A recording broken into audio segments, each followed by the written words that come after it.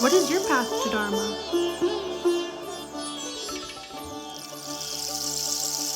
Okay, Shay, quick, give me 5 things Krishna does not give one F about. Okay, Krishna doesn't care what kind of car you're driving. No. Krishna does not care how you style your hair. Yeah. Krishna does not care if your clothes are expensive No. or inexpensive. Krishna doesn't even care how much money you have. Krishna He doesn't doesn't. care what your house looks like. No. He doesn't care what you look like. He doesn't care where you're from. He doesn't care what you're wearing. He doesn't care what you have for breakfast, or does he? So, welcome to our channel. This is Path to Dharma. I'm Shannon, and I'm here with my beautiful daughter, Shae. And our channel is all about spirituality and exploring ourselves and our spiritual enlightening experience. And several months back, we came across the Gita. Well, Shae, you already knew about it, but I discovered the Gita, and since then we've been obsessed. So our question of the night is what we just started with, was like, what does Krishna actually give a F about? Because like we have been on a mission of discovery, and we've been reading and watching a million things.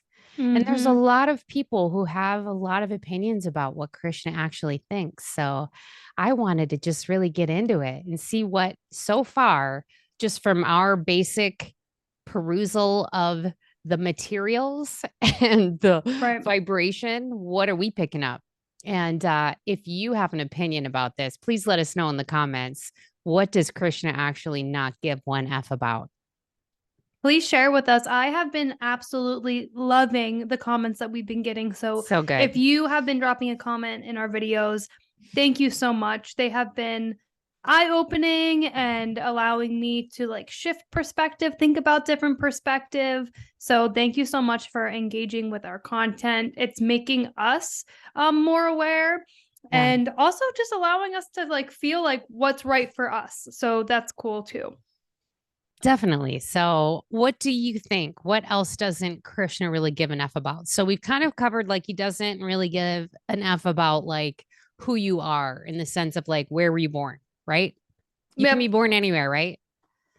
You can be born anywhere. Krishna doesn't give an F about that. Krishna doesn't give an F about any material good that you may possess, right? Okay. Krishna doesn't give an F if you have a lot of money, if you have a little money. Krishna doesn't give an F if you have the nicest things or the most raggy of things. Krishna does not give an F about the things that you are accumulating in this world. Does Krishna give an F about if he doesn't care about what I wear, he doesn't care about what I look like. Does he care about how I live? Let's really think about that. Like, does he care what kind of house I have? No. Does he care what I do in my house? Yes. And when I was contemplating this, okay, after you sent me a message this afternoon, the first thing that popped into my head was Krishna doesn't give an F what you've done. Okay. Krishna gives an F about what you're doing. Thank you. Yes, I love that. He doesn't give enough about what you've done. In some ways, does he? This is where I really start to question. Okay. And so, like, basically, where this question comes from is I'm reading in the Bhagavad Gita, chapter 7. If you want to pull your Gita out, I've got the Franklin Edgerton version, which we've talked a lot about the different versions. We hear everyone, what everybody's saying about that. And I think, I really think Krishna doesn't give an F what version you're reading. Okay. Thank you for saying that, because I really want to know. Does he really give an F what version we read? He sent me this version. And then this one I got at the thrift store for $1, which I don't think he gave enough how much I paid for it. But like he put it there, it was brand new and nobody had ever even cracked it open. Yep. So I feel like he slightly gave an F if it was cracked open, because it wasn't. And he wanted it to be. So therefore he gave it to me. And now it is. Okay. Where I'm at is this. I'm in chapter 7, verse 17. And Krishna said, or the Gita says, of these, the possessor of knowledge. Wait, let me go back to sorry, 16. 16. Fourfold are those that worship me. This is everything. I love this. We're going to talk about this. Fourfold are those that worship me. Virtuous folk, Arjuna, the afflicted, the knowledge seeker, he who seeks personal ends, and the possessor of knowledge. Okay, so like that's it. Of these, the possessor of knowledge, constantly disciplined, of single devotion is the best. So I think we can pretty confidently say Krishna does give an F if I possess knowledge. He gives an F if you're devoted. If right? I'm devoted. Because when we look at what he's saying there, it's so effing true. Okay. It's so true. Because who turns to God? The afflicted, definitely. Yeah. Like I'm in trouble now. I got to turn to God for help. Like we Yep. all have been there. We've all done that. That moment. I pray to God. If you give me this, I'll do this every day. The afflicted, the knowledge seeker. Okay, this is going to be different than the person who has knowledge, but the knowledge seeker. So I guess I feel like a knowledge seeker right now. How about you? Yeah, for sure. A knowledge Yeah. seeker. And that's true too, because we do go to spiritual, we do go to the universe as humans. We do seem to. There's a lot of religions, a lot of spiritual seeking that humans have done over time. There's a lot of religious writings. We do tend to turn to God when we're seeking knowledge. Like, what is this, God? We use God and religion to explain things. Okay. He who seeks personal ends. And in the Gita, as it is, it explains somebody that's seeking money. And I thought that was so interesting. Okay. So, like, I'm seeking goods. I want something. I'm trying to manifest some things here, and I'm going to go to God with it, and I'm going to pray for that. That seems like something people do. Yes. I want to read my version, Yeah. which is a little bit different in that aspect. I'm going to read that whole verse. Yeah. 16, 17. Good people come to worship me for different reasons. Some come to spiritual life because of suffering, some in order to understand life. Yeah. Some come through a desire to achieve life's purpose. Okay. And some come who are men and women of wisdom. So interesting that yours was kind of talking. So that third one, right? Mine says some come through a desire to achieve life's purpose. Yeah. And yours was more about achieving some type of desire. Should we read this out of the Gita as it is? Yep. 4 kinds of pious men begin to render devotional service unto me: the distressed, the desirer of wealth, the inquisitive, and he who is searching for knowledge of the absolute. I mean, that's like slight, subtle differences. And I do kind of slightly see what people are talking about the different versions. And it reminds me, honestly, of all the different versions of the Bible there are. And there's a lot of versions, a lot of commentary, a lot of different translations. So I think it's the spirit of what he's saying here that we really want to grab onto. And I guess I'm still taking from all versions that knowledge is the thing that Krishna does give an F about us, like having and seeking. Yeah? Yeah, absolutely. I want to read my chapter or my verse 17.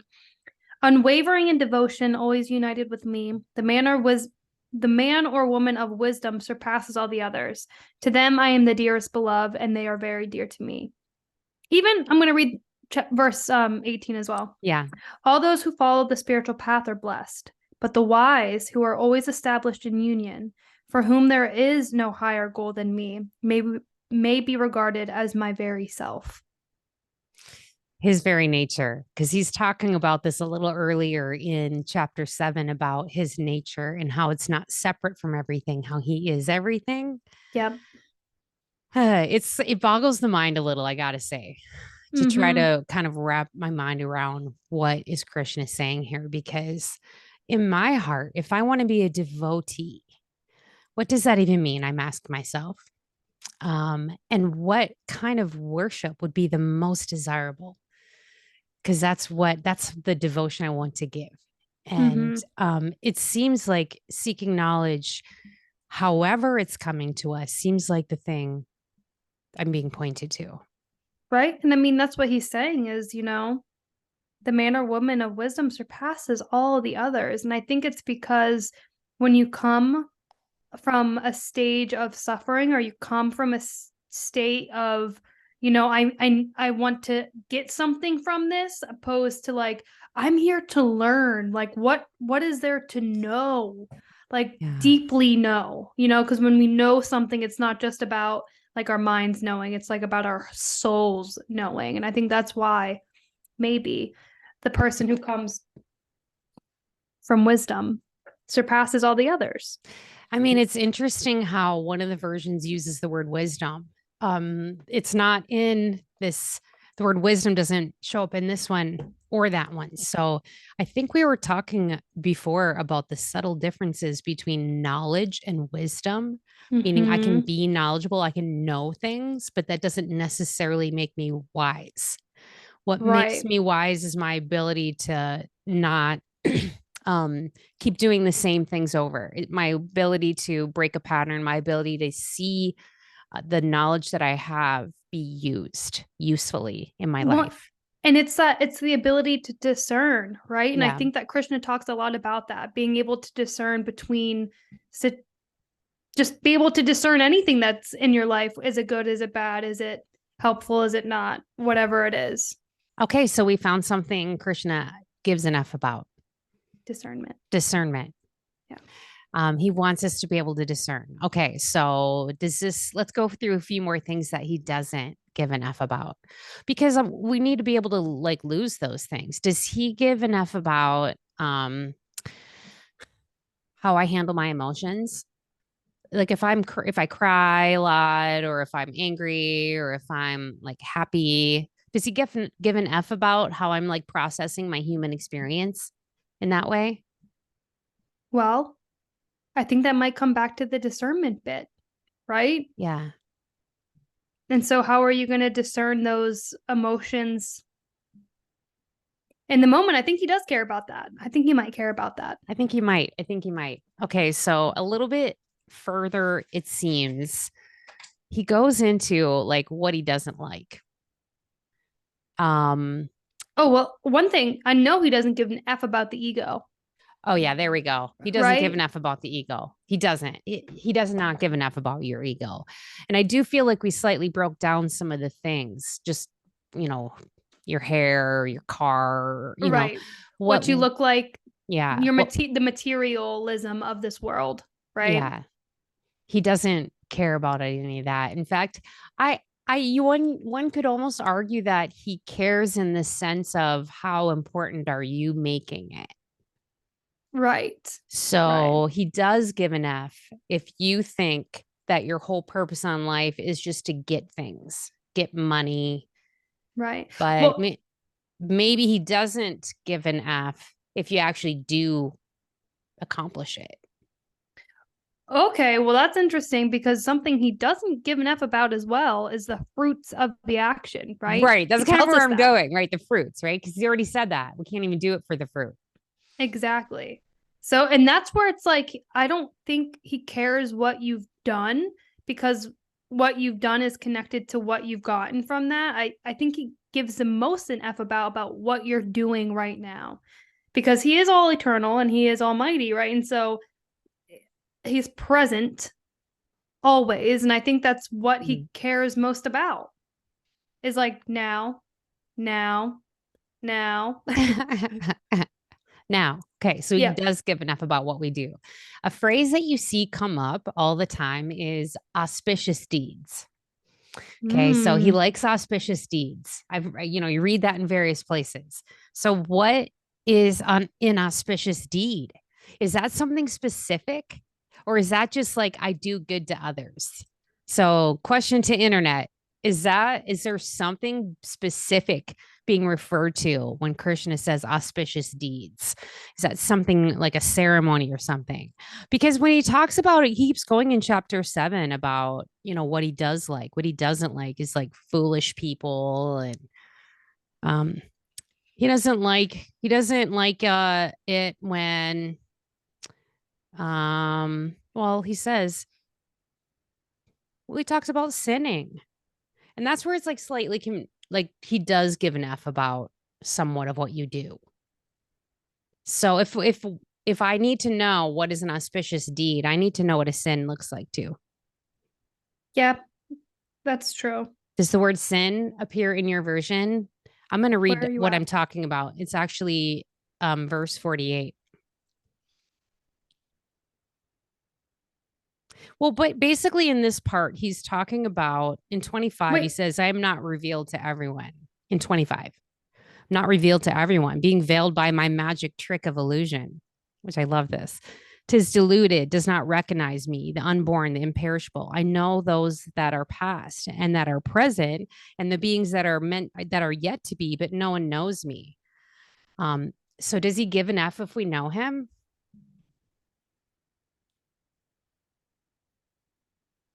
Seems I don't like know. it. I don't know either because like I know in earlier episodes we talked about people maybe having their actual dharma be to like be an atheist and not believe in God and question the existence of God. So in that sense, that person doesn't know Krishna. So does Krishna give an F about that? Maybe not if the person's actually performing their duty. Right. Right. so, Right. so this is We where it did. gets so confusing to me, y'all. It gets confusing a little on the. I can get all of that stuff about what Krishna doesn't give an F about. Yeah. But what he does give an Okay. F about, sometimes I'm struggling a little bit. I almost, can we like finish chapter 7? Yeah, let's. I it's I'm gonna read my starting at verse 25 where you just started and read my version, and let's just finish it off because it's almost complete. There's only what 30 verses in chapter Yeah. 7, Okay, go and ahead. it's Yeah. just so good. Reading this is like helping me, well, it's making me think more, but Yeah. let's continue. Few see through the veil of Maya. The world deluded does not know that I am without birth and changeless. I know everything about the past, the present, and the future, Arjuna, but there is no one who knows me completely. Delusions arise from the duality of attraction and aversion, Arjuna. Every creature is deluded by these from birth, which I'm laughing, okay? Because what are we talking about is the attraction and the aversions of Krishna right now. And so he's literally Seriously. saying that delusions arise from this duality. And so So he does give an F if we are paying attention to. Oh, so there's wow. that. Delusions arise, which yes, right? I think this is Yeah, what we're talking about is like the confusion that happens when it's we're true. thinking about what should we be like delusions arise from the duality of attraction and aversion, Arjuna. Every creature is deluded by these from birth. Yes. But those who have freed themselves from all the wrongdoing are firmly established in worship of me.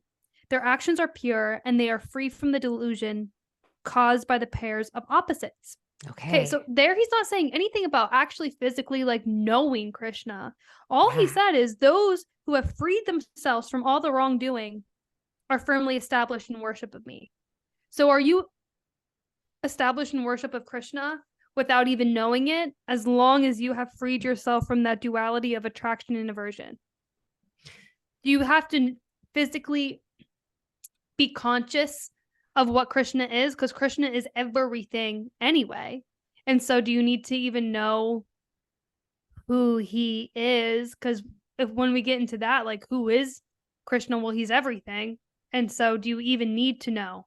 I don't think so. I don't think so either. Do the, go ahead. I'm thinking of like, okay, somebody who's like born in the middle of the woods, right? And who has like no access to like higher knowledge, but is like moving through their life in a way that is not deluded by the attraction, by the duality of attraction and aversion.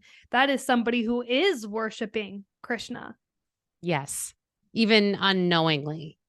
And I feel like we talked about that before. How we were chanting the Hare Krishna mantra, not really even knowing what we were saying. Right. Just we liked the music and Yeah. it just energetically felt good. Mm-hmm. So then the question I'm like, well, do birds know about Krishna? Does my dog know Krishna? You know what I mean? Like, do the trees know Krishna? If he is all of those things and he's me and he's you, it goes back to know thyself a little bit, maybe. Mm-hmm. And so I do feel like Krishna does give an F about us knowing ourselves. And that's one of the things that Okay. he wants. He wants. We're reading the next part now. Verse 29. Those who take refuge in me, striving for liberation from old age and death, come to know Brahman, the self, and the nature of all action. There we go. So, boom. Yes, he does care about knowing thyself, because knowing thyself is also knowing Krishna. Those who see me ruling the cosmos, who see me in the physical existence, astral, and supreme God, are conscious of me even at the time of death. And so, and also those are translations that I have written above that. So I'm going to read that. Those who see me ruling the cosmos, who see me in Adibhuta, the Adidavya, and the Adiyajna, and I may not be pronouncing those right, are conscious of me even at the time of death. And that's where I think, like, knowing the physical incarnation of Krishna can help you, because it's like, okay, we have this version of Krishna, right? And we see him ruling the cosmos. And so that's the person who can see him at death. Maybe. Does that make sense? It does. I mean, it makes sense as much as we can grasp it. Right. To be real, right? Yeah. Like a lot of these concepts it's like difficult to know how to make this practical knowledge in my life. Mm-hmm. And so that's some of why we are just sort of trying to break it down into like, okay, Krishna doesn't give an F about that. Neither should I. Okay. Krishna Right. does give an F about these things. So therefore, this is what I should. Okay, well, I want to pull up. I asked Chat GPT, okay, Yeah. what does Krishna, can I say the F word now or no? Because the algorithm doesn't like it. That's why we're not saying it. I know, and I want to desperately, because I do. I think you can say it now. You just can't say it in the first few minutes of your videos. Okay, well, I asked Chat GPT, list things that Krishna does not care about, and Chat GPT told me, while it might not be accurate to create an exhaustive list of things that Krishna does not care about in a casual sense, his teachings, particularly in the Gita, emphasize detachment from the material world and a focus on spiritual principles. In the context of the Gita, Krishna encourages the following. So it wouldn't give me a list of things he doesn't care about. Yeah, okay? really. Okay. But this is the list, and I think it did a really, really nice job of making a list of things he does care about. Okay. Yeah, let's hear. First is the detachment from fruits of actions, Yeah. right? Krishna advises performing one's duties without attachment to the outcome or the results. Right. We know that. And so if we can apply that to ourselves and just remember in all of our actions, right, to not be attached to the fruit of the labor. So he gives an F about attachment. Yes. Yep. Yes. Well, he gives more an F about detachment. Yeah. Right? Okay. Yeah. Yeah. He gives an F about equanimity. So this is kind of what we were talking about when you were talking about like your emotions. Does he care if I'm like crying or happy or whatever? I think he does care. I think what he wants us to do is have that equal mind. He talks about that in the Gita too, is like being the same in cold and in heat, being the same in fear and in happiness, being equal. So maybe what he gives an F about is why I'm crying. If I'm crying because I'm attached and I've lost something and I'm suffering because of my attachments, yeah, that's not the same as like I'm crying in joy and bliss. Right. Yeah. Right. Krishna does give an F about transcendence of material desires, which is something that we talked about, right? Rising above those material desires and cultivating a spiritual perspective on things, that zooming out. Yeah. Krishna does care about egolessness. Okay. So encouraging the surrender of the ego and recognition of the divine with oneself and others. We know he gives an F about being prideful. He does not like that. Exactly. And final thing it says, ChatGPT tells us, is Krishna cares about the discrimination between the real and the unreal. Krishna teaches discernment between the eternal, unchanging reality that is Brahman and the temporary changing aspects of the material world. And so being able to see and to to discern between what's real and not real, which goes back to, we talked a little bit about this on our live on Saturday, about like knowing what is real versus what is unreal. Yeah. Yeah. You're right. It did a pretty good job with that. So Krishna gives an F if we are buying into the illusion and believing the illusion. Mm-hmm. And what he wants for us is to be able to understand the eternal nature of things. So he gives an F about that. And that goes Yep. back to the knowledge, why he was saying that. And it slightly implies that if I gain knowledge, if I seek knowledge, I'm trying to gain wisdom and be a person with wisdom, then that's the path that Krishna does give an F about and wants me on. Mm-hmm. So, however I get there, like we were talking about all the different versions of the Gita and the different videos and like watching like the little Krishna cartoons and Yeah. all of the different ways that Krishna seems to be showing up in our life. It's kind of crazy when you start to look for him. He shows himself. Absolutely. And I love what he says about the eternal nature of how he is in everything. But it Mm-hmm. seems like when you ask, and this is just what I've been experiencing anyway, I've been asking to see him Mm-hmm. and he'll show up in crazy ways. So this morning I was pulling some tarot cards and I kind of had just finished doing a little reading for a short or whatever I was making. And I said something about just what do you just send me something, Krishna? Just what card do you want to send me? And the card I pulled out was the Hanged Man. And in the tarot deck, I almost want to grab it because the picture in that card is a picture of a man hanging upside down with his one leg, like it's almost like he's in the letter 4. Okay. Mm-hmm. And he's blue in that card. It was literally Krishna sent me a picture of himself. I was like, I love that. I love when that stuff happens. I love it. I'm obsessed with it. So I'm like, send me something, Krishna. And he sends me a picture of himself. So I'm like, I do feel like he will show up when we ask. So I do think Krishna gives an F if we want to see him, if we want to look for him, if we Yeah. want to follow him. I think he gives an F about that. Yeah, he Yeah. does. And I just have to share this crazy dream that I had the other day that I've already told you about, but to my dear internet people, if you have any insights about this, I'm welcome to hearing it. And also, I think it's such an analogy for the things that we're talking about. So I had this dream, and I'm not going to go into all the details, but in this dream, I end up decapitating my partner's head. Okay. And after that, I decide I'm going to go into my car and unalive myself. And so I'm walking to my car, and there is a feather, a peacock feather. I pick it up and I start chanting the Hare Krishna mantra.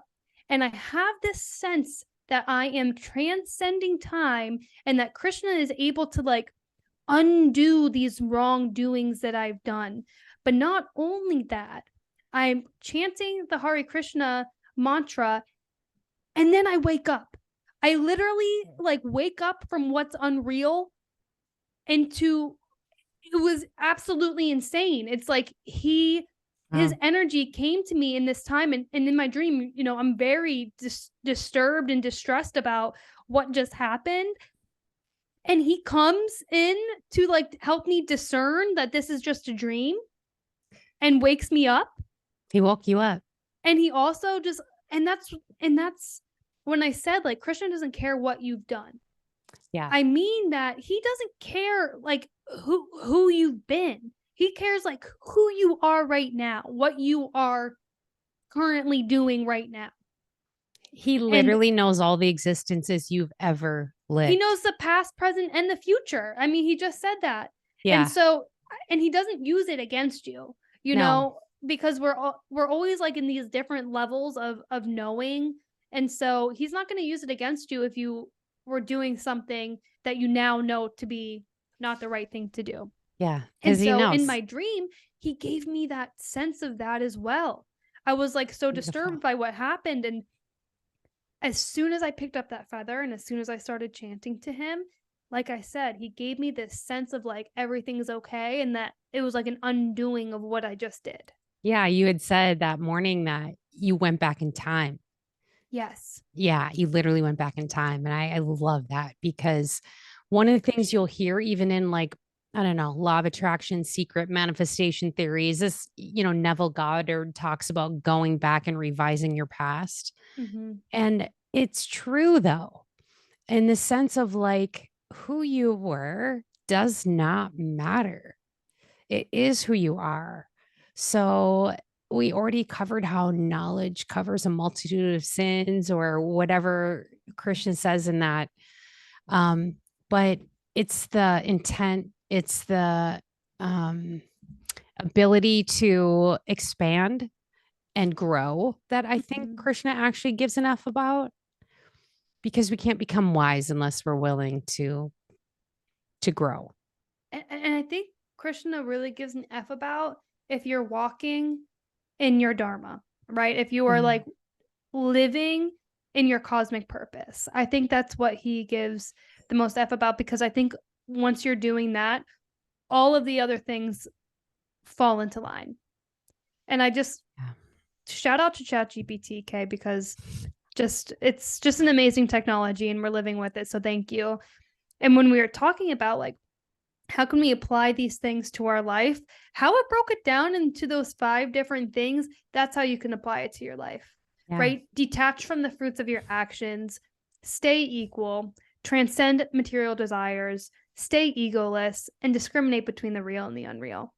And if you can just remind yourself of those 5 things, and there's more than that, and each of those Yeah. things go way more into depth, but that right there, as soon as I searched that and those things came up, I was like, I need to write these down and That's look at these every day. it seems both doable and not doable. Do you know what I Right. mean? Like in some ways, it's like, oh, well, that's easy. I got that. In other ways, it's like, okay, wow, know thyself. Yeah. Like, how many lifetimes have I already tried to know myself? And how many things am I still hiding from my own personality, from my own self? How many things already or still am I dragging along with me that I don't Well, want to see? and to that, I say detach and stay equal Yeah. right now, Yeah. you know, which again is easier said than done. You can say that, and then you get into a situation that is high emotion, or, you know, just that is high emotion, and things may turn out differently. But I say again, Krishna doesn't care what you've done. Krishna cares what you're doing. And all you can do is practice towards those things. And he doesn't really care what happens as far as how it Anything, turns. Yeah. really. Yeah. I love that. Um because I don't want to care about that either. And I Right. shouldn't care about that. And it's so easy to care about that. Mm-hmm.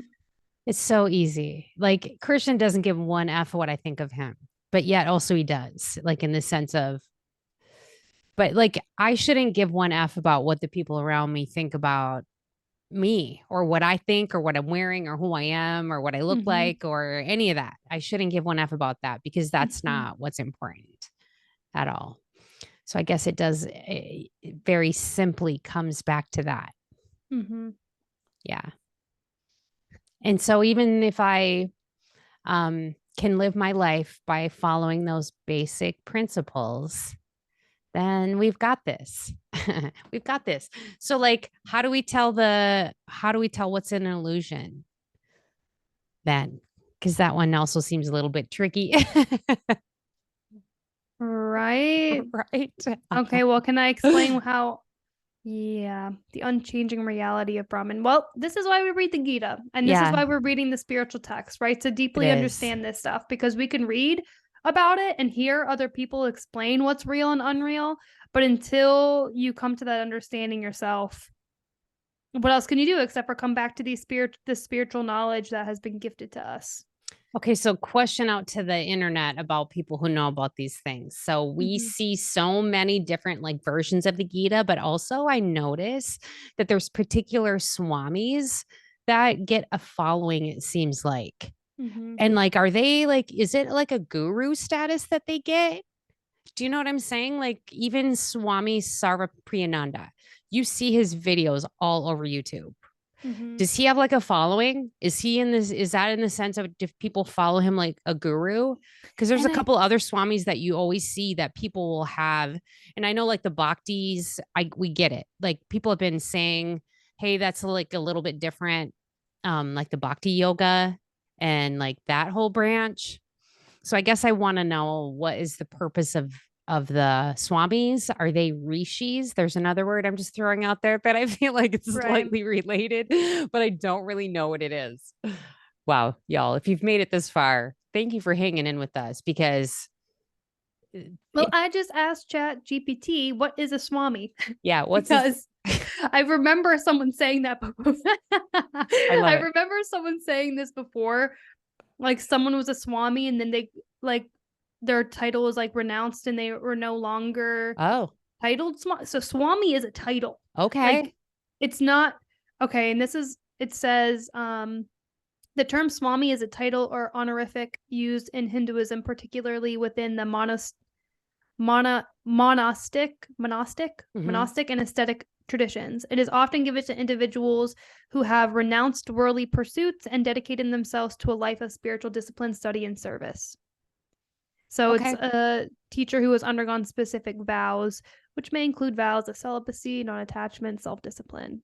Who bestows the title of Swami onto somebody? Can we find that out? I'm pretty sure GPT will tell us anything we want to know. So it's bestowed by a spiritual or religious authority, is all it says. Interesting. Okay. So it breaks down. There's like steps that you have to take in order to become a Swami. So there's Sure. initiation, there's vows you take, there's a mentorship, guru disciple type of relationship, and then an affiliation with a monastic order. Okay. No, that makes sense. As much as I can grasp it. Right. Yeah. And so, but that is a good question to the internet. Like what then Can you listen? Can you follow more than one Swami? Or do you just generally follow the teaching of one Swami? I guess I want to know. Because like a guru, I feel like you attach to a guru, you're kind of following that one guru. Right. So I mean, I don't know. Does Krishna give an F what Swami I follow? There's a question I don't know. How about that? Does Krishna give an F what branch of Hinduism I'm following? Does Krishna give an F what? I don't even think Krishna gives an F if you're a Hindu. Like I don't think Krishna gives an F about religion, period. And I think it goes back to this whole idea, like he doesn't give an F what version you're reading. Yeah. I think what he gives an F about is that you're hearing transcendental knowledge. Okay, what am I doing with the knowledge? Yeah, let's go back to that. He does give an F about what I'm doing with what I'm hearing. Yeah, and it goes back to that wisdom piece. Exactly. Yeah. Goes back to that wisdom piece. Okay. No, I think that's it. And I do think Krishna does give an F if I'm able to trust myself and love myself. Yes. That seems like something that fits in, even if it doesn't really say that outright anywhere in the Gita, and maybe it does. But I do think that's important. So that I can do. that I can absolutely do it. I'm so excited to read the comments about just people commenting on how we're commenting. Right. Like I said, it's been so fun reading the comments that people have been leaving us. Yeah, I love it. And just Hare Krishna to everybody who is listening. Hare Krishna. Does Krishna give an F if we use the word F next to his name? I don't think so. I don't think so. Like he doesn't give an F about swear words. That's a fake human. That's a human thing. I feel like it's an unreal thing. Yeah, I think so too. Okay, well, let us know what you think in the comments. Thank you so much for your watches. Thanks for liking. Thanks for subscribing to our channel. We see we have a bunch of new subscribers, so welcome. Thank you so much for subscribing. We love talking to you because this is it's such a new journey for us. It's so exciting. It feels so amazing. There's like literally no one around us that we can talk to about this. And it's so interesting because people have been saying in the comments, we've had a couple different comments saying like, just read, like instead of trying to like discern for yourself, just read. But like, this is what's fun to us. Well, this is fun to me to like, when I'm explaining it and talking about it in conversation, that's what's helping me deeply to understand it. And I know that I can always come back to the books and the knowledge, right? And I have read this through multiple times at this point. Yes. And that's what's so crazy about it is like I could know this information, but then I can read it again and be like, wait, what? And make like brand new connections, which is why we've started this podcast in the first place, is so that we could deeply, deeply understand this. I don't think I understood barely any of it the first time. It was just the feeling of it. Mm-hmm. It was just like, wait, what was that? Like, I don't even know what he said. Like, I don't even understand any of that, but like, what was that? Mm-hmm.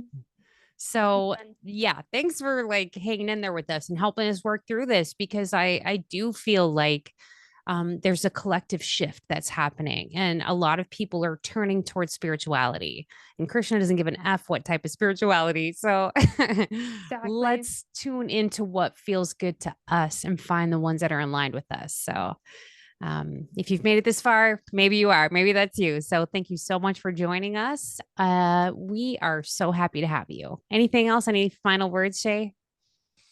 Hare Krishna. Hare Krishna. We'll see you next time. Thanks for watching. Please like and subscribe.